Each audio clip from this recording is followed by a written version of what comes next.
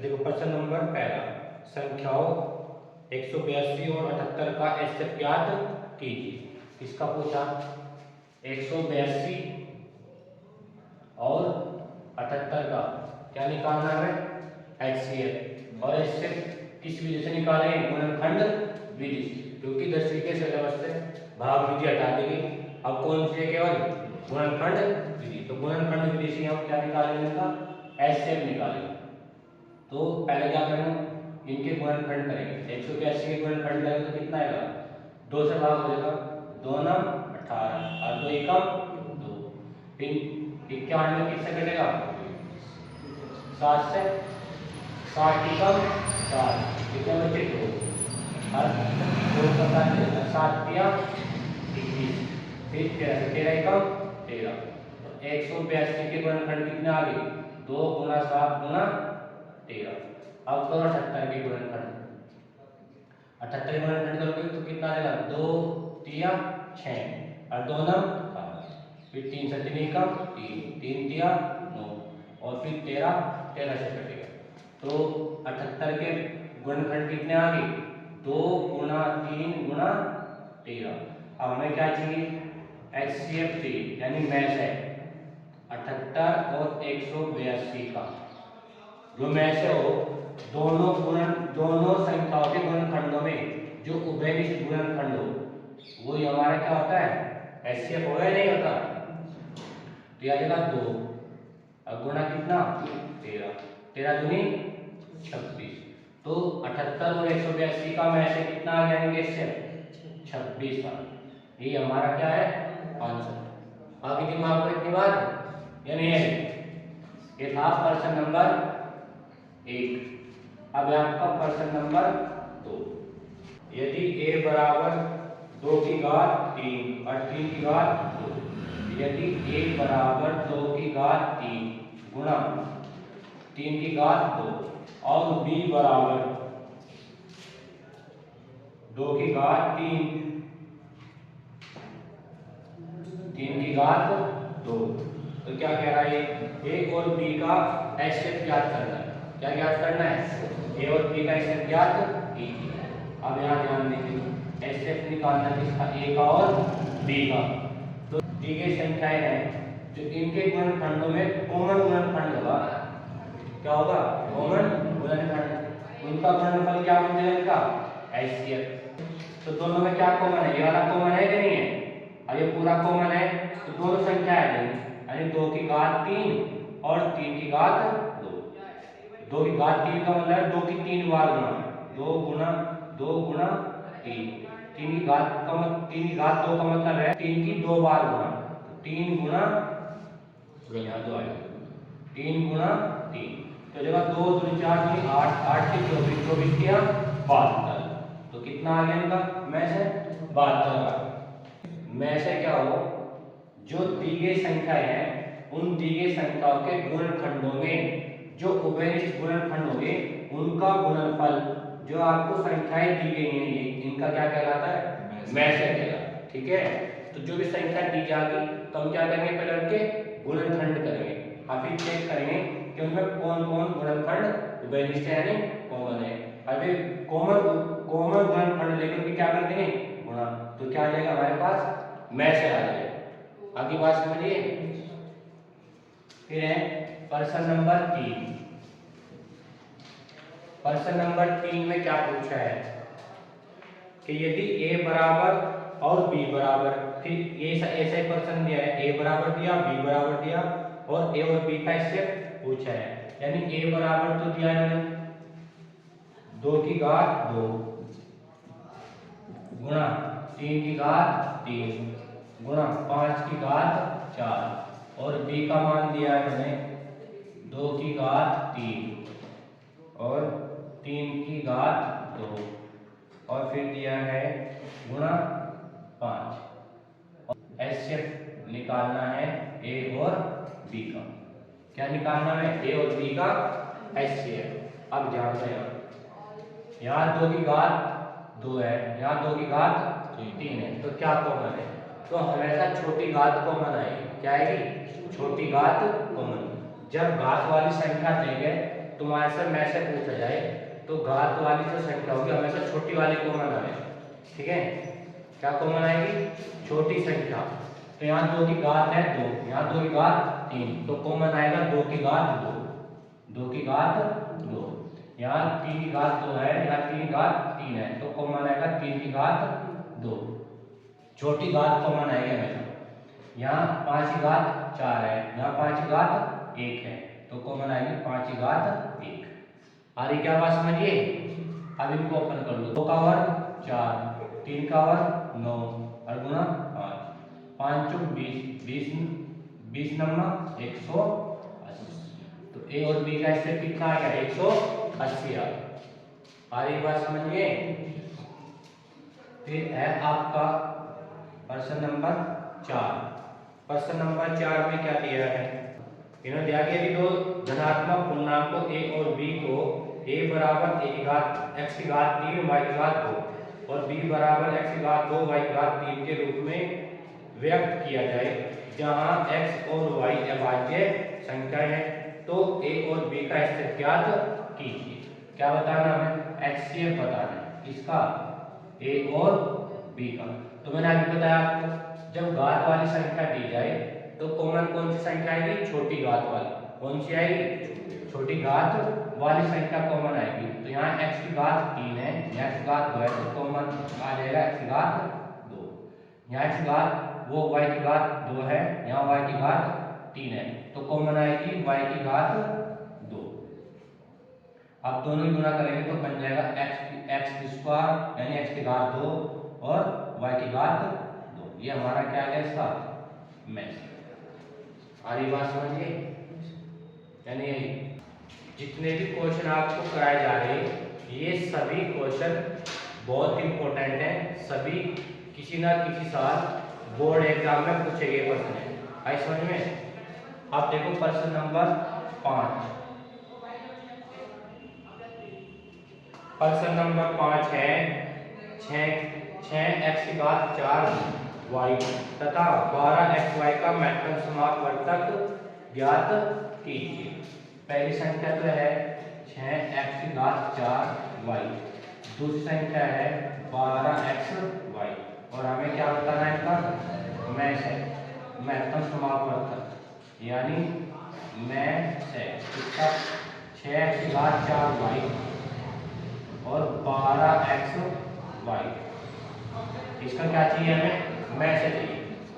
तो देखो हमें इसमें क्या करना है? पहले यहाँ लिखेंगे 6 के गुणनखंड करो, 2 गुणा 3 और गुणा x की घात 4 गुणा y। फिर से गुणनखंड करो, 2 गुणा 2 गुणा 3, 12 गुणनखंड ये करेंगे, 2 2 4 12 गुणा x गुणा y। अब हम क्या करें? कॉमन यानी कि उभयनिष्ठ गुणनखंड चेक करेंगे। तो यार कॉमन, तो 2 आ गया कॉमन गुणा, और कौन आ रहा? 3, ये 3 और ये रहा 3 और एक आ गया 3। अब घात वाली संख्या में आपको बताया छोटी घात वाली संख्या लेंगे। कौन सी घात वाली? छोटी। यहाँ से घात 4 है, यहाँ से घात 1 है, तो आ जाएगा x। यहाँ भी y है और यहाँ भी y, तो दोनों में कॉमन कौन आ गया? तो इनका मैच आ जाएगा 2 3 6x y। ये हमारा क्या है? इसका आंसर। ये हमारा क्या है? हरी बात समझिए, नोट करो। प्रश्न 6 में कि यदि 65 और 117 का मैच किस रूप में लिखा जाता है? 65m 65m माइनस 117 के रूप में लिखा जाता है, तो m का मान क्या होगा? ये पूछा गया कि 65 और 117 का मैच है, 65m माइनस 117 के रूप में लिखा जाता है, तो m का मान ज्ञात कीजिए। तो क्या करना पड़ेगा? तो इसके लिए हम करेंगे सबसे पहले 65 और 117 का मैच है ज्ञात करेंगे। क्या ज्ञात करेंगे? 65 और 117 का मैच है, और मैच से ज्ञात करने के लिए पहले हम करेंगे इनके गुणनखंड। क्या करेंगे? गुणनखंड। तो इसका जो हल होगा वो किस तरीके से होगा कि दिया है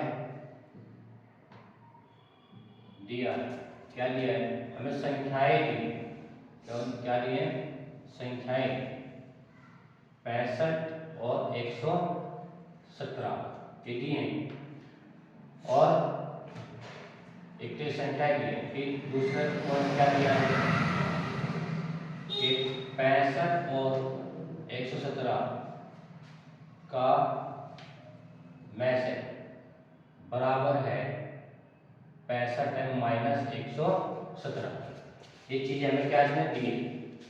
तो सबसे पहले क्या करेंगे गुणनखंड करेंगे तो 65 के जब तुम गुणनखंड करोगे तो आ जाएगा 5 गुना 13 13 पंजे 65 और 117 के गुणनखंड करोगे तो आ जाएगा ये आ जाएगा 3 गुना 13 3 क्या 9 और 13 में 117 तो में से आ जाएगा में से 65 का और 117 का जो भी उभयनिष्ठ गुणनखंड होगा वो हमारा क्या होता है में से क्या हो में से तो होता है तो गुणनखंड उभयनिष्ठ गुणनखंड कितना है 13 तो 65 और 117 का में से कितना आ गया 13 क्या आ गया 13 आगे जो में से है किसके बराबर है 65 माइनस 117 के बराबर है ये तो कहा उसने कि 65 और 117 का मैच है 65 m माइनस 117 के रूप में व्यक्त किया जाता है यानी इसके रूप में लिखा जाता है यानी लिखेंगे प्रश्नानुसार प्रश्नानुसार क्या होगा 65 m माइनस 117 बराबर हो जाएगा 13 यो माइनस का लग जाकर हो जाएगा प्लस का तो 13 प्लस 117 कितने हो गए 130 ये गुणा में कहा जाएगा भाग में तो m का मान कितना आ गया 130 बटे 65 से 130 को भाग करें तो कितना आ जाएगा 2 तो m का मान कितना आ गया 2 आ ये बात समझिए कितना आ गया m का मान 2 अब है आपका प्रश्न नंबर 7 वह सबसे बड़ी संख्या ज्ञात कीजिए जिससे 615 और 963 को विभाजित करने पर प्रत्येक स्थिति में शेषफल 6 बचता है यानी वे इसने कहा कि वह बड़ी से बड़ी संख्या ज्ञात कीजिए जिससे 615 और 963 को हम भाग कर दें वह बड़ी से बड़ी संख्या ज्ञात करो जिससे हम 615 को और 963 को अगर भाग कर दें तो प्रत्येक स्थिति में शेषफल कितना बचना चाहिए शेषफल 6 आना चाहिए कितना आना चाहिए 6 ये कह रहा है तो क्या करेंगे जब भी आपको इस तरीके का प्रश्न दिया हो कि वह बड़ी से बड़ी संख्या ज्ञात कीजिए जिससे दी गई संख्या को भाग करने पर प्रत्येक स्थिति में शेषफल कितना बच रहा हो एक ही संख्या बचती हो 6 बच रहा हो 5 बच रहा हो 4 बच रहा हो ठीक है 7 बच रहा हो 10 बच रहा हो केवल एक ही संख्या बच रही हो और क्या पूछा जा रहा हो आपसे बड़ी से बड़ी संख्या पूछी जा रही है तो हम क्या करेंगे सबसे पहले जो 6 है इन दोनों संख्याओं में से घटा देंगे ठीक है क्या करेंगे सबसे पहले जो शेषफल बच रहा है उस शेषफल को इनमें से क्या कर देंगे माइनस तो जैसे 615 में से 6 को माइनस करेंगे तो कितना बचेगा 609 ये तो बचेगा फिर 963 में से माइनस करेंगे 6 को तो कितना बचेगा 957 बचेगा कितना बचेगा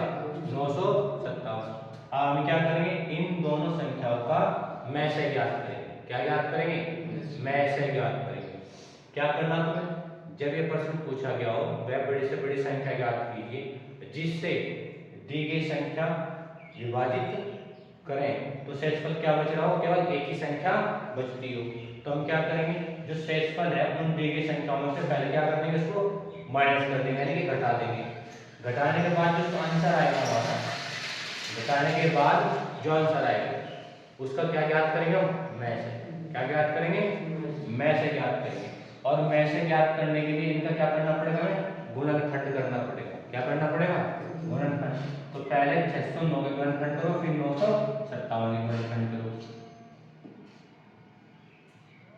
609 के गुणनखंड करो। देखो 2 से तो भाग देना, 3 से होगा, 3 दूनी 6 और 3 तिया 9। अब कितने से डिवाइड होगा ये? देखो 203 किससे डिवाइड हो जाएगा? 7 से। कितनी बार? 29 बार। और 29 से होगा तो 609 के गुणनखंड आगे 3 गुणा 7 गुणा 29। अब गुणनखंड करो 957 के। 957 किससे डिवाइड हो जाएगा? 3 से हो जाएगा, 3 तिया 9, 3 एकम 3 और 3 ना 27। अब कितने से डिवाइड होगा ये? 19 कितने से कटेगा? 11 से। कितनी बार? 29 बार। और 29 से कट जाएगा एक बार। तो 957 के गुणनखंड आगे 3 गुणा 11 गुणा 29। ठीक, अब हमें क्या चाहिए था? मैसेज। क्या चाहिए हमें? मैसेज। तो 609 और 957 का मैसेज क्या होगा? जो उभयनिष्ठ गुणनखंड लेंगे। क्या लेंगे? उभयनिष्ठ गुणनखंड। तो यहाँ उभयनिष्ठ है 3 और उभयनिष्ठ है 29 किया, 3 9 27 का 7 हासिल है कितने? 3 9 27 हासिल है 2, 3 दूनी 6 और 2 8, 87 कितना आ गया? 87 हमारा क्या है? तो मैं इस क्वेश्चन को दोबारा रिपीट कर रहा हूँ, ध्यान दें।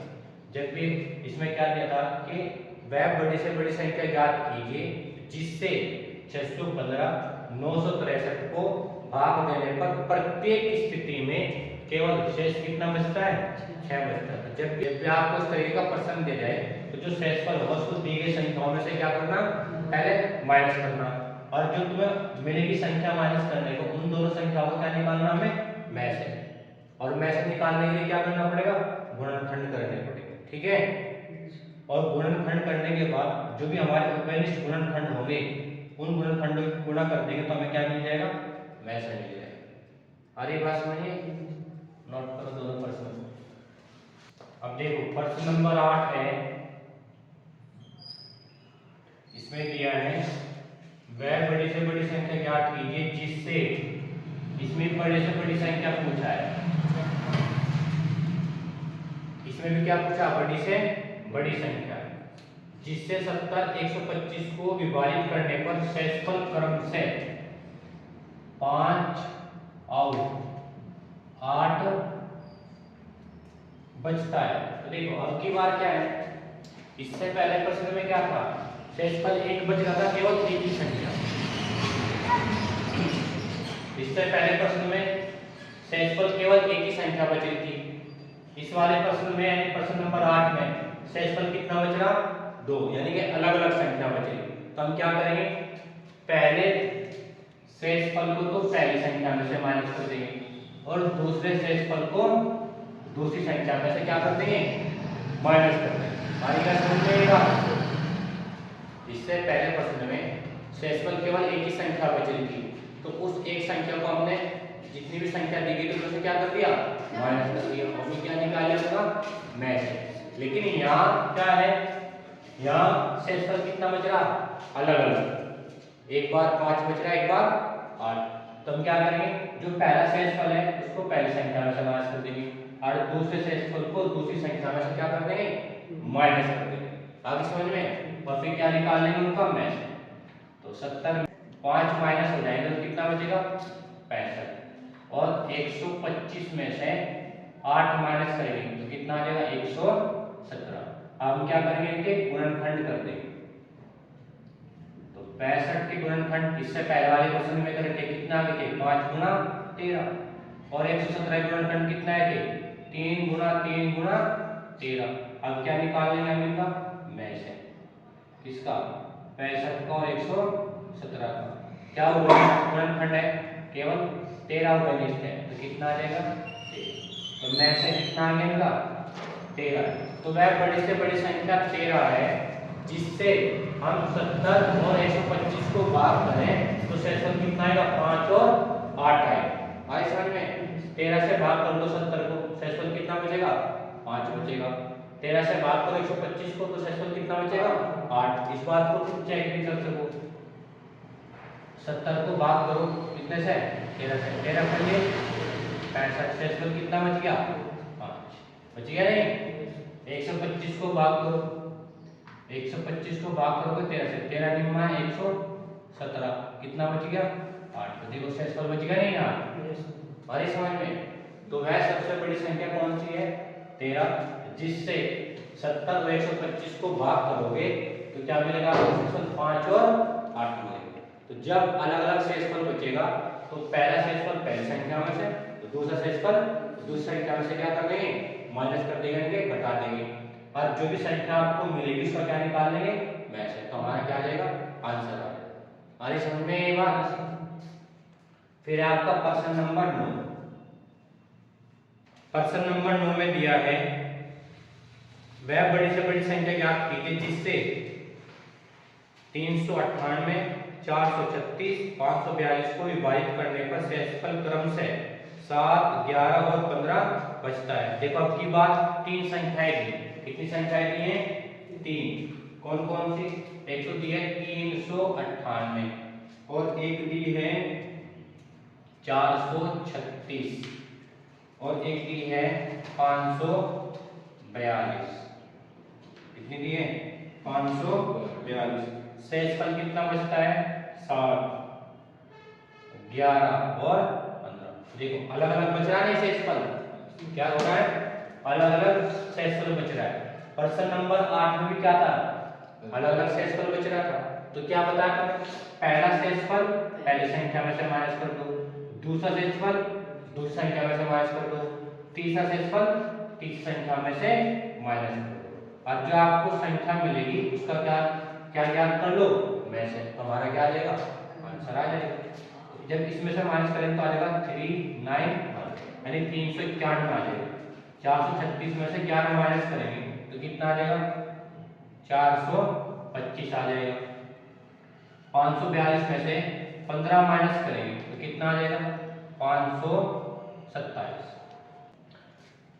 अब देखो माइनस करने का नहीं, घटाने पर ये संख्या मिल गई हमें, 391, 425 और 527। अब क्या करना तुम्हें, इनके गुणनखंड करने, क्या करने, गुणनखंड। वो गुणनखंड करके में से ज्ञात करना है। तो पहले 391 के गुणनखंड करो, तो देखो कितने से विभाजित होगा, 17 से, कितनी बार, 23 बार, और ये 23 से 23 एक बार। अब करो 425 के गुणनखंड, 425 कितने से विभाजित होगा, 5 से, 5 8 40 और 5 5 25, फिर 5 हो जाएगा 17 बार, और फिर 17 17 से 1। सारी बात समझिए। अब बच गया 527।